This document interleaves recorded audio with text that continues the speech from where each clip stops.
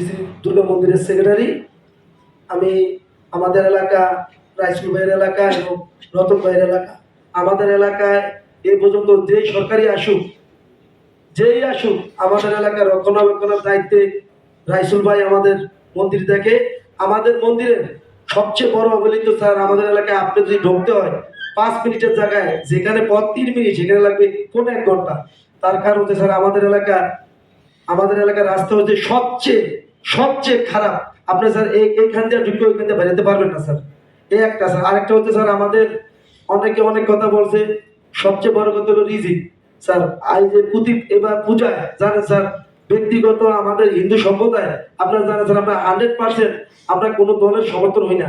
কেউ একটু অনেকে আনন্দিত স্যার, এরা বলছেন একটা সরকার পতন হয়েছে, এগবতী একটু মায়াশীল আছে, এরা আমাদের ভিতরে নাই, বাইরে থেকে আয় এবার যেন পূজা কি হবে এটা মানে একটা ভিতর ভাই আমি কই না, মানে এমনি বলে স্যার আমরা ওইদিকে তাদের আমার ই করতে পারবে না। এবং আমাদের এখানে পূজা উদযাপন পরিষদের সভাপতি সাবেক ছিলেন, উনি এক নায়কতন্ত্র করে আমাদের জিম্মি করে আমাদের টোটাল হিন্দু সম্প্রদায়কে আটকে রেখেছিলেন এবং আমাদের অনেক ক্ষতি করতে, সেটা বলবো না।